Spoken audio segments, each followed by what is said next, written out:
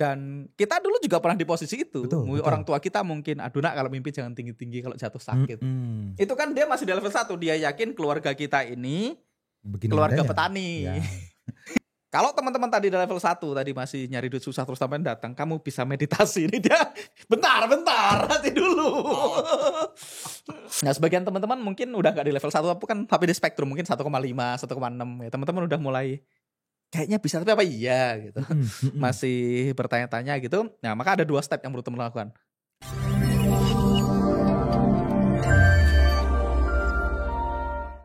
Oke teman-teman, ini adalah sesi kedua ya. Di video sebelumnya kita udah bahas tentang 4 level tadi dan mungkin udah banyak yang dapat insight. Saya pengen dalamin lagi nih teman-teman. Oke, siap, dia.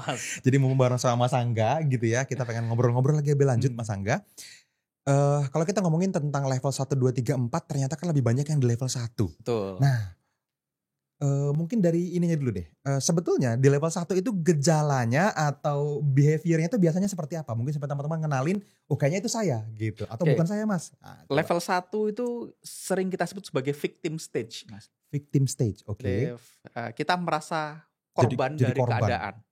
Jadi kata kunci dari level 1 adalah the world around you. Dunia di sekeliling kita.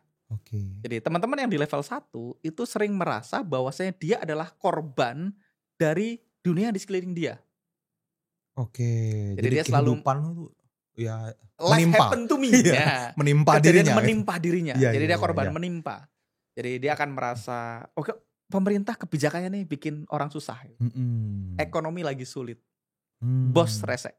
Mertua toksik.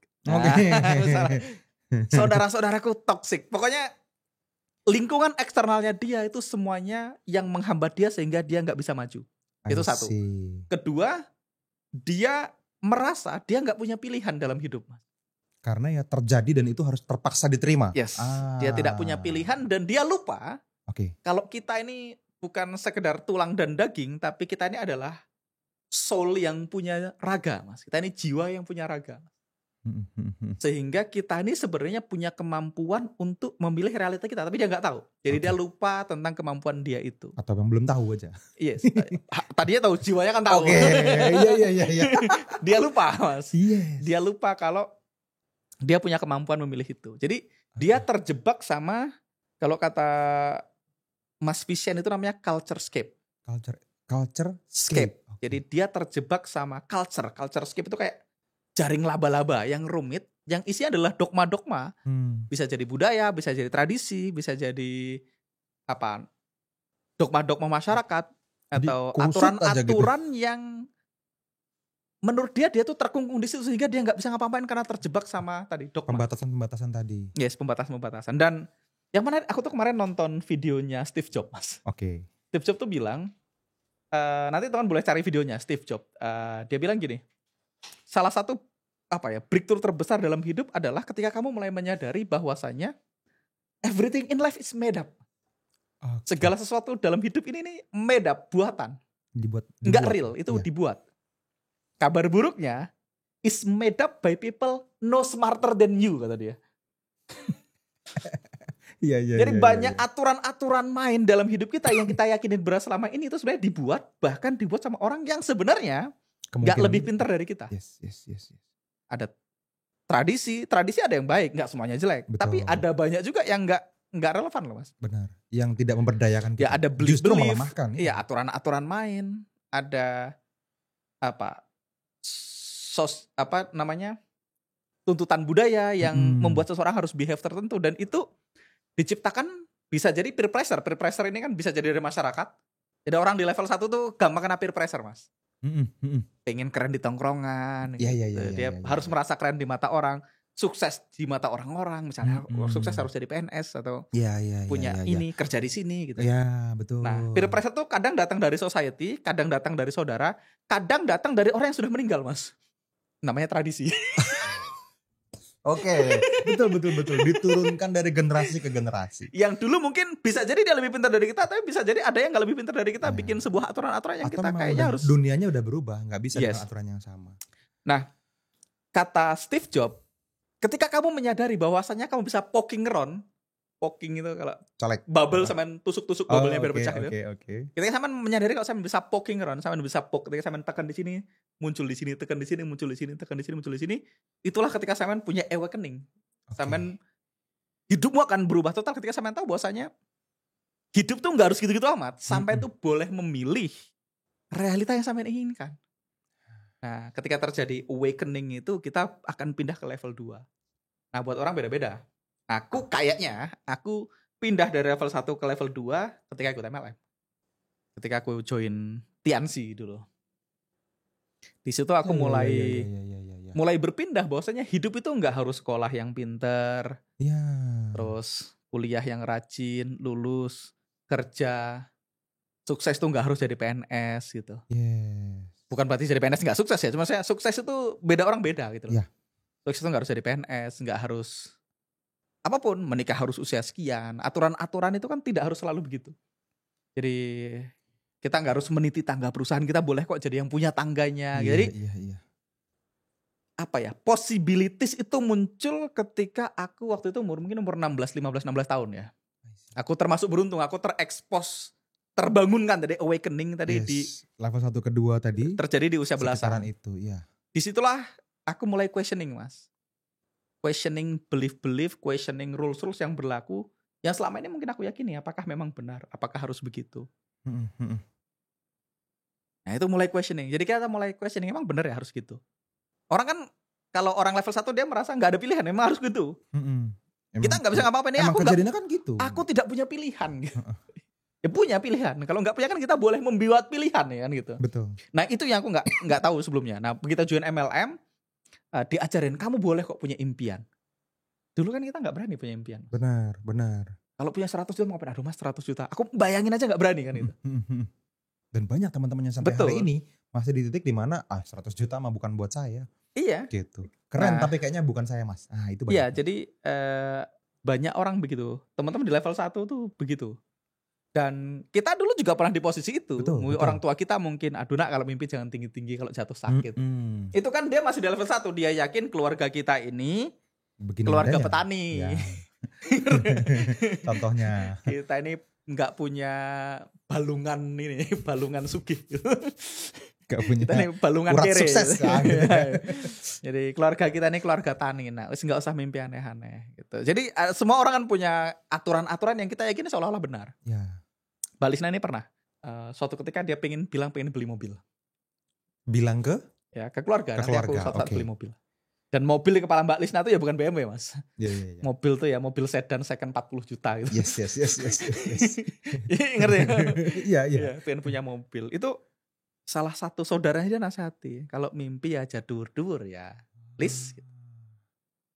Nanti takut kecewa sakit hati. Dan dia tidak jahat. Ini kita perlu garis bawahi. Betul. Dan dia memang bukan tidak jahat. Dia meyakini bahwa dia itu benar. Dia genuinely memprotek Mbak Lisna supaya dia tidak sakit hati. Niatnya baik. Karena dia merasa punya mobil itu bukan opsi. Keluarga kita tuh nggak ada. Ya nggak mungkin lah. Kita ini wong desa. Kita ini petani. Nggak mungkin. Nggak usah mimpi aneh-aneh gitu. Nah itu level 1. Dan kita semua pernah di fase itu Mas. Nah aku beruntungnya itu kenal MLM. Baca buku Berpikir Berjiwa Besar. The Magic of Thinking. Baca buku The Cash Flow Quadrant. Rich Dad Poor Dad. Terus apalagi Business School for People Who Like Helping People judulnya. Terus mulai How to Win Friends and Influence People. Itu disitulah aku mulai tersadarkan bahwasanya kita boleh kok pilih realita kita. Kita boleh punya mimpi. Kita boleh punya mimpi, punya BMW gitu waktu itu misalnya. Kita boleh bermimpi punya income 20 juta per bulan. Ya. Aku langsung ke rewind itu. Memang MLM sih kayaknya waktu fase aku juga ngalamin. Sama ya? Iya. Ketika baca buku itu, terutama bukunya David J. Schwartz itu ya, yang Berpikir dan Berjiwa Besar itu, tak putar 2 kali itu. PR memang dari upline waktu itu kan. Ditanya, wah lu belum terlalu paham, baca ulang gitu. Bacanya ditongkrongin kan. Di situ aku nangkep, iya ya. Dan memang kita ternyata punya pilihan. Jadi kita tersadarkan bahwasanya kita itu hidup tuh tidak harus melulu hidup untuk mewujudkan impian orang lain. Karena kalau sampean nggak punya impian, sampean akan diperbantukan untuk mewujudkan impian orang lain, Mas. Pasti begitu. Nggak mungkin Iya kan? nggak. Iya. Pilihan Makanya selanjutnya kan itu jadinya. bikin dream book gitu kan. Mulai gunting-gunting, mulailah kita terekspos sama namanya pengembangan diri. Ya. Kita mulai percaya bahwa kita ternyata boleh memilih. Yes. Ya. Kita tersadarkan. Nah, itu fase dari level 1 ke level 2. Nah, kalau teman-teman tadi di level 1 tadi masih nyari duit susah terus sampai datang, kamu bisa meditasi. Ini dia bentar, nanti dulu. Nanti dulu. Ya. Terus tiba-tiba kita bahas manifestasi, kita bisa bikin money container yang gede, terus kita mewujudkan impian. Kayak impian di atas impian, dia aja nggak tahu kalau dia boleh punya impian apa bikin. Apa namanya? Ini jahat sih. Mimpi di atas mimpi kan. Aku merasa bersalah ini. Ya tidak salah. Yang nonton pasti dapat manfaat, Mas. Tidak salah, Mas. Ada orang yang di level 2 dan 3 yang nonton tuh gila gitu. Yeah. Aku kan waktu itu gila nih, box banget nih. Aku. Tapi ada orang ini pasti Mas Fadli mimpi di atas mimpi. Bergetar selaras dengan apa yang ketika Anda sudah tercapai. Itu tuh buat orang yang emang boleh mimpi ya, itu tuh enggak, sama kan orang emang boleh mimpi punya rumah sama. Kalau rumah udah tak kasih sama coba mimpi lagi kan sama gitu kan. Dia aja enggak yakin rumahnya dikasih kan gitu. Iya. Boro-boro disuruh merasakan kalau itu terjadi. Itu kan harusnya udah pertanyaan selanjutnya, rasa selanjutnya. Tapi itu enggak salah. Toolsmu itu sangat powerful. Itu tools yang dahsyat mandraguna di titik tertentu. Jadi buat teman-teman yang mungkin merasa di level 1, karena biasanya kita itu level itu satu level di bawah yang kita pikir, Mas. Kalau sampean pikir sama level 4 berarti kemungkinan level 3. Oke. Kalau sampean pikir level 3 kemungkinan level 2. Ya. Nah, sebagian teman-teman mungkin udah gak di level 1, tapi kan tapi di spektrum mungkin 1,5, 1,6 ya. Teman-teman udah mulai kayaknya bisa tapi apa iya gitu. Masih bertanya-tanya gitu. Nah, maka ada 2 step yang perlu teman lakukan. Step pertama, teman-teman perlu memulai questioning semua belief, semua belief sistemnya, semua keyakinan, semua sistem, semua aturan-aturan yang selama ini kita pikir begitu emang harus begitu ya. Makanya orang kalau nonton videoku kan suka itu ya, Mas siapa namanya? Mas Wijaya tuh Pak. Aku paling suka kalau nonton video Mas Angga itu quotes mainstream itu dikupas kata dia. Ya kemarin aku sama Mas Teguh bahas tentang jangan berharap nanti kecewa kan. Emang harus begitu. Aku suka questioning kayak gitu, Mas. Kan gak harus gitu. Kita boleh kok hope for the best and prepare for the worst, boleh gitu. Berharap tuh gak harus kecewa. Itu kemarin aku bahas di video. Jadi hal-hal kayak gitu teman-teman perlu questioning, belief kayak gitu. Belief kayak misalnya, emang uang gak bisa dihasilkan dengan cepat, apakah itu benar gitu. Cari beliefnya, abis itu cari ada gak orang yang di posisi mirip kayak Anda dan berhasil. Nah kita perlu cari bukti dari ilmu bumi dulu, Mas. Yes. Kumpulin fakta-fakta yang memang bisa buat jadi teman-teman yakin gitu ya. Kalau jadi Anda mampu, questioning dulu, misalnya aku nih orang desa, masa iya sukses? Ya cari ada nggak orang yang desa yang sukses? Aku ini nggak sekolah, Mas, mana bisa? Ada nggak orangnya? Makanya ingat ilmu level 2 kan kayak gitu, Mas. Iya. Dulu waktu kita MLM. Betul. Saya terlalu tua. Ada Kolonel Sanders gitu kan. Iya kan? Bahkan yang di Impact maju ke panggung pun ini petani, yang ini tukang ojek, yang ini udah umur 70, yang ini baru lulus SMA, kan kayak gitu-gitu tuh. Jadi gak ada yang terlalu tua, terlalu muda, profesi yang berbeda, nggak pengangguran, ibu rumah tangga. Semuanya mampu supaya tadi orang-orang dapat pencerahan di level yang tepat. Questioning. Sesuai dengan itu tadi. Kan yang bikin orang klik di MLM itu seringkali bukan presentasinya, Mas. Bukan. Yang bikin orang klik, kenapa orang perlu diundang datang ke OPP? Bukan presentasi bintang 1, bintang 2, bintang 3 dan seterusnya, bukan. Orang udah tahu juga itu. Tapi orang klik ketika OPP itu ketika dia datang ke OPP. Terus dia petani nih. Orang yang mirip sama dirinya. Atau dia janda. Saya janda, ibu rumah tangga, ditinggal suami, terus punya anak 1, terus bingung. Terus dia datang ke OPP, dia lihat ada ibu rumah tangga juga sama kayak dia kok sukses. Ngeflip tuh, Mas. Dia awakening, dia transisi dari level 1 ke 2. Ternyata punya pilihan. Ternyata aku mungkin loh, walaupun aku ibu rumah tangga, aku mungkin untuk mendapatkan merubah, memilih apa yang aku pilih yang terbaik buat anak-anakku. Ya. Atau dia misalnya, aku ini PNS. Ada juga PNS yang sukses kan gitu kan. aku ini nggak bisa ngomong, ada yang gagu kan, bintang 8 misalnya. Nah itu aja, kalau saya ngomongnya nggak jelas saya bintang 8 kan harusnya Anda bisa. Jadi gitu. Jadi memang kalau saya bisa, Anda pun pasti bisa. Itu benar di level itu. Jadi yes. Tapi itu sudah lama tidak jadi mainan Mas Fadli. Karena sama sudah nggak di sana. Betul. Dan seringkali memang kesalahan teman-teman coach juga mungkin ya, saya juga melakukan hal yang sama ketika saya mendapatkan pencerahan yang baru saja saya dapatkan, saya pengen segera share juga gitu. Dimana mungkin itu hanya akan bisa mendapatkan respons yang sama positifnya di level yang sama. Jadi pokoknya kalau teman-teman di level 1 ya mulai questioning tadi, bullshit rules, aturan-aturan yang seolah-olah mengurung kita. Pertanyakan, emang harus begitu ya? Ada nggak yang nggak begitu? Ada nggak orang yang di kondisi saya yang bisa sukses? Kalau saya nggak sekolah, ada nggak yang tamat SD bisa sukses? Pasti ada. Terlalu tua, terlalu muda, kan gitu. Di MLM kan gitu. Kalau hari ini apa ya Mas? Teman-teman ngapain ya? Apa join MLM? Kan nggak sesempit itu. Maksudnya kan apa yang bisa teman-teman lakukan? Misalnya teman-teman udah mulai nih, oke Mas, ternyata memang ada nih kayaknya nih keyakinan-keyakinan yang menghambat ya. Walaupun benar, tetapi menghambat gitu. Dan PR selanjutnya mungkin perlu tahu juga yang menggantikan apa dong keyakinan yang sebaiknya diinstal. Yang mungkin belum diyakini. Betul. Nah shiftingnya menurutmu gimana caranya yang paling gampang? Step pertama questioning dulu Mas. Kan sampean harus merasa kalau ini tidak benar dulu.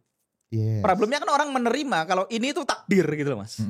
Level 1 nih aku nih ditakdirkan miskin gitu. Ya ini nih step 1 nih menyadari bahwa itu memang sedang terjadi keyakinan yang berada di sini. Gitu. Kita questioning. Ada nggak orang yang mampu merubahnya? Cari bukti. Ada nggak orang yang mampu merubahnya? Nah berikutnya nanti ada tools yang bisa digunakan untuk level 1 supaya dia mulai icip-icip bermain-main dengan kekuatan pikiran. Ya Mas. Nah, ada toolsnya. Jadi yang penting teman-teman sadari dulu bahwasanya sebagian besar atau hampir semua hal yang kita pandang sebagai life, sebagai hidup ini hampir semuanya made up. Hampir semuanya tuh buatan. Dan kita tuh boleh memilih realita kita sendiri. Jadi realita orang tuh beda-beda Mas. Dunia itu kan cuman cerminan dari cara kita memandang dunia. Betul. Jadi ya benar, tapi kan itu ketika cara memandang dirubah beda. Jadi kenyataannya Mas Fadli sama kenyataannya aku sama kenyataan teman-teman bisa jadi beda. Betul. Ya apa nyata beda. Jadi kita perlu questioning dulu. Kita perlu questioning atau aturan-aturan tadi. Kalau misalnya aku nih suku ini harus jadi profesi ini. Apakah harus begitu? Itu kan culture tadi tuh. Menikah tuh harus mewah. Kalau nggak mewah berarti nggak serius. Apakah mesti begitu? Dipertanyakan dulu. Dipertanyakan terus. Iya, apakah mesti begitu gitu. Nah, setelah dipertanyakan, step kedua teman-teman bisa pakai tools Mas. Mulai tools bahwasanya kita tuh sebenarnya bisa dalam tanda kutip memanipulasi realita kita tuh icip-icip untuk merubah realita kita. Gitu. Jadi nama toolsnya itu ini yang menemu namanya Esther Hicks ya penemunya namanya. Esther Hicks itu dia bilang kita ini sebenarnya tadi soul yang punya raga. Nah, tugas kita hanya perlu mengingat kalau kita sebenarnya punya kekuatan untuk mempengaruhi realita karena kita selama ini lupa kan gitu. Nah, segmen intending itu dari kata segmen dan intending. Segmen itu artinya kita perlu membagi hidup kita jadi segmen Mas. Jadi ini tools yang sangat praktis yang bisa teman-teman pakai di manapun ya. Bisa di mobil, bisa di jalan, bisa di kereta, bisa berangkat kerja, bisa lagi mandi gitu Mas. Nah ini attempt Mas Fadli untuk mencoba menggunakan kekuatan pikiran untuk mempengaruhi realitas kita. Oke. Dan boleh dicoba berkali-kali kan? Walaupun Anda gak percaya. Percaya gak percaya boleh dicoba. Ini menarik nih ya. Harus percaya, ini gak harus percaya. Jadi step 1 segmen. Jadi Mas Fadli perlu membagi harimu menjadi segmen. Sebenarnya ini sampai bahas di kelasmu yang meditasi. Cuman mungkin kita nggak tahu kalau ini sebenarnya tools yang bisa dipisahin yang bisa dipakai oleh teman-teman di level 1. Oke. Jadi segmen itu dipisah. Jadi misalnya pagi, sampean pagi ngapain? Aku pagi misalnya bangun pagi nge-gym, kalau nge-gym ya. Atau apa? Apapun atau ya, misalnya, olahraga, baca buku, mandi, beberes. Kalau punya aktivitas itu atau kalau misalnya aku pagi berangkat kerja, meeting pagi. Itu satu segmen. Nanti siang aku ada jam makan siang, meeting siang. Sore misalnya ada telepon misalnya teman-teman kerja aku sales call nanti Aku jam 5 sampai jam 7 atau jam 4 sampai jam 5 biasanya nelponin customer. Ada satu sesi. Pokoknya pecah jadi segmen bebas, berapa segmen bebas. Atau sesimpel nanti siang aku mau makan siang sambil meeting ketemu orang atau mau presentasi, mau jualan. Itu kan satu kejadian tuh. Bisa jadi satu segmen.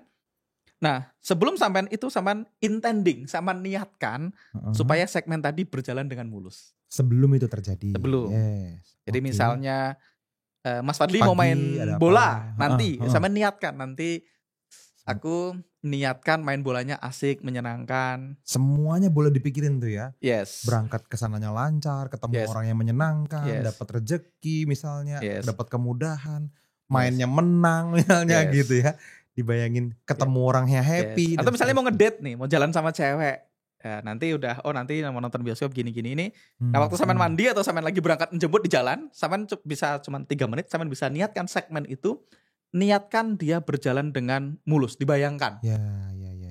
Diniatkan, dibayangkan. Nah, kalau teman-teman aku tuh nggak percaya Mas ya. Gini aja, kayaknya asik deh gitu aja pendekatannya. Kayaknya asik deh, kayaknya seru deh. Kayaknya asik deh kalau nanti waktu ketemu dia kita makan di restoran, makanannya enak. Restorannya nyaman, kita ngobrolnya seru. Wah, gitu. Terus iya, ketawa bareng kan. Wah. Ya, jadi diniatkan kayaknya asik deh kalau nanti dates-nya berlangsung menyenangkan kalau ngedate.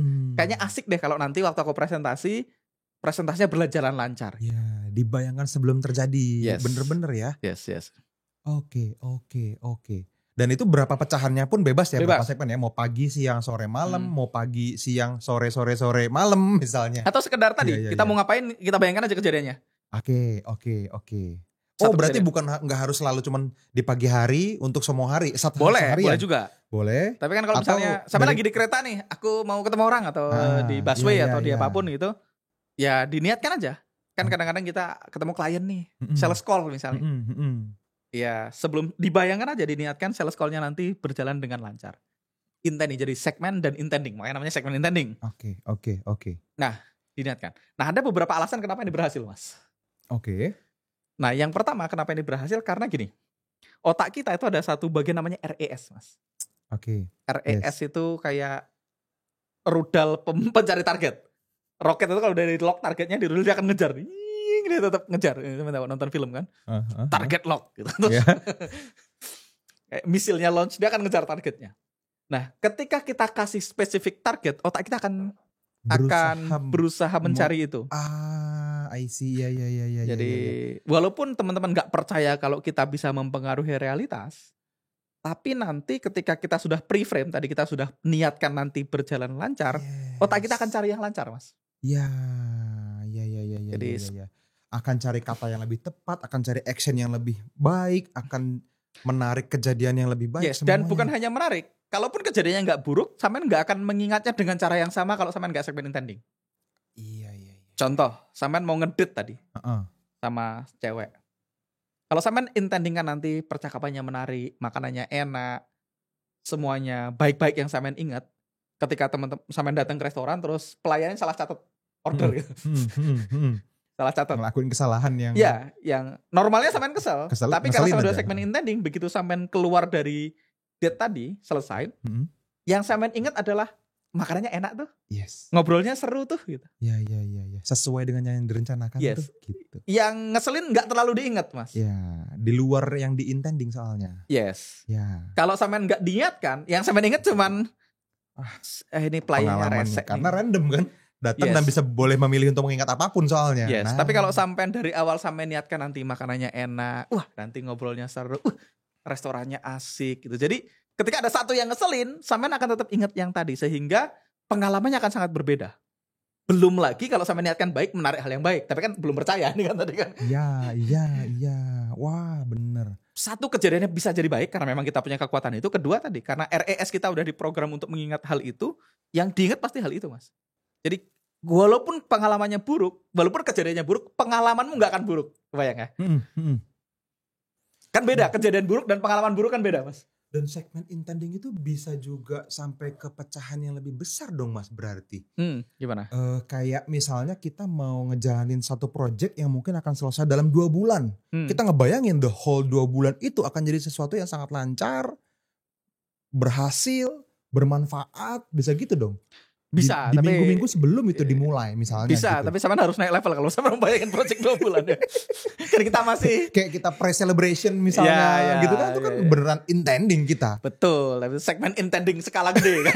Iya. Tapi Saman udah percaya ini kan teman-teman nih nasi emang iya bisa. Gitu. Ya jadi mulailah dari yang ini dulu, dari misalnya anaknya mau berangkat, bisa dipakai buat ngajarin anak-anak Mas. Iya. Misalnya anakmu mau belajar ice skating Mas, Pak mau berangkat ice skating. Yes. Apapun ice skatingnya pengalamannya bisa beda Mas, tergantung intendingnya loh Mas. Misalnya nih. Benar. Farhan mau belajar ice skating, terus ketemu aku. Farhan mau kemana? Ice skating. Wah, hati-hati Farhan, karena jatuh kepalanya sakit gitu. Iya. Pakai sarung tangan kalau kena es, wah rasanya kayak lecet, perih banget gitu. Iya. Kalau aku ceritain yang jelek-jelek, apa yang terjadi nih? Nanti kalau kejadian terus dia inget, oh ternyata bener gitu. Iya kan, jatuh juga sakit juga kan gitu. Iya. Yang dia inget itu loh Mas. Beda kalau dia mau berangkat ice skating nih. Farhan mau kemana ice skating? Asik dong. Mau pernah skating seru banget. Wah gila, kita bisa slide, bisa ini, bisa itu. Iya. Nanti jatuh sekali 2 kali tapi worth it lah pokoknya, nggak ngaruh jatuh, senang serunya. Ya kejadiannya mungkin sama ya. Bisa sama ya, pasti jatuh juga, nggak mungkin nggak jatuh kan. Iya. Tapi yang diinget beda total, pengalamannya beda total.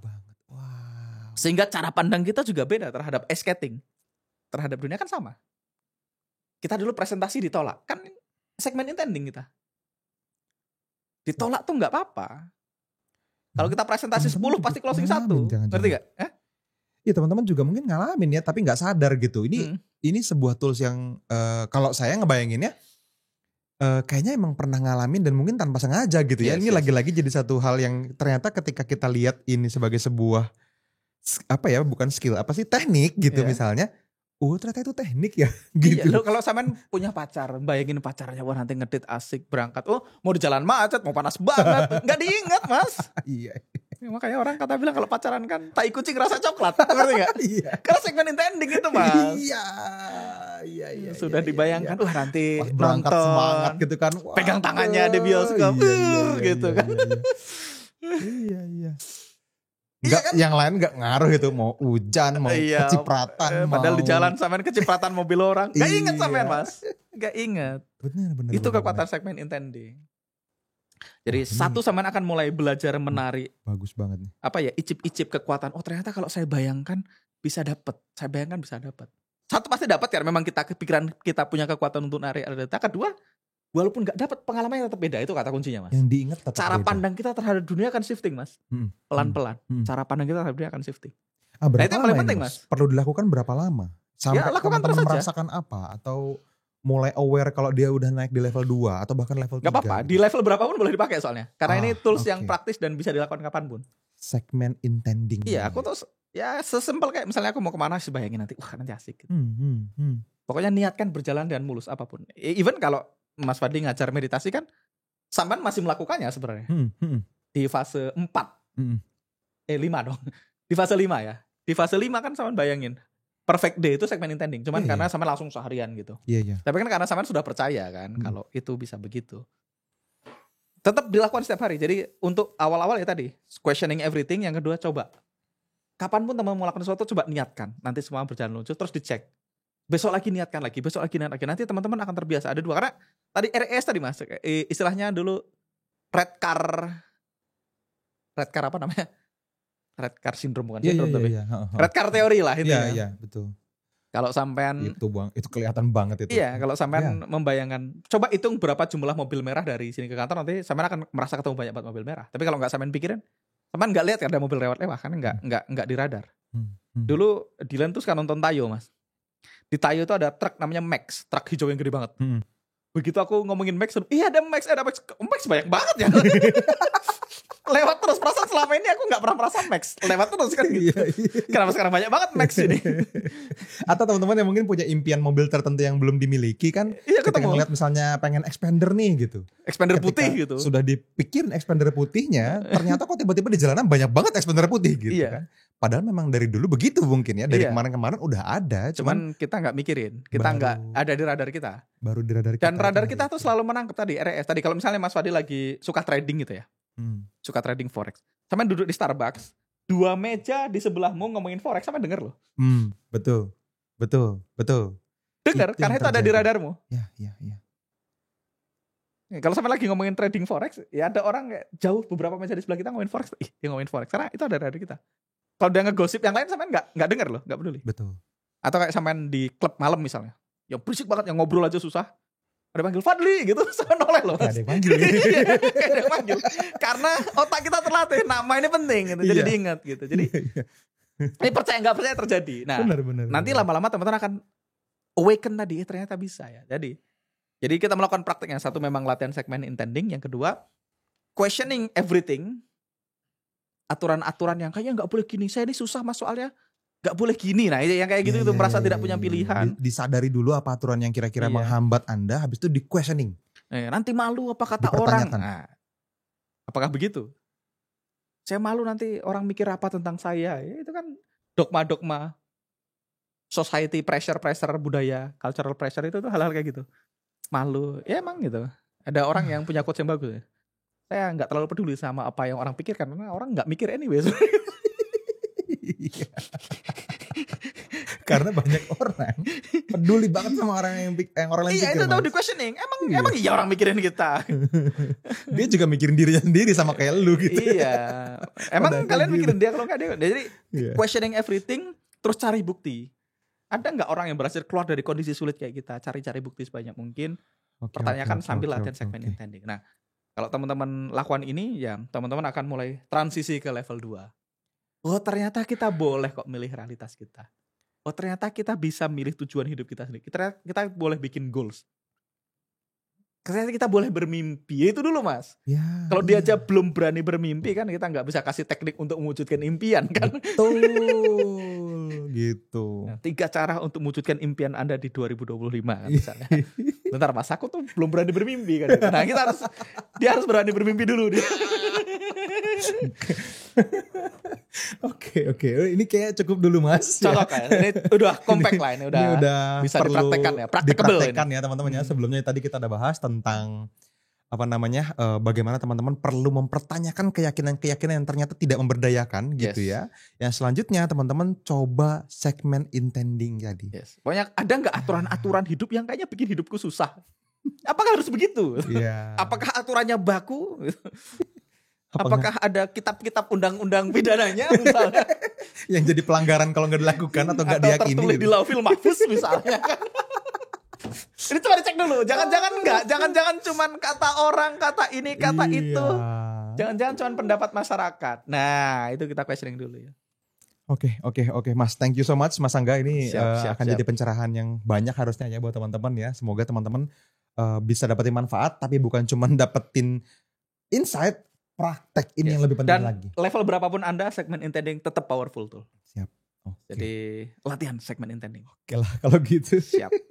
Thank you Mas Angga. Nanti kita ngobrol-ngobrol lagi ya. Teman-teman thank you nonton sampai akhir. Kita ketemu lagi di video selanjutnya. Bye.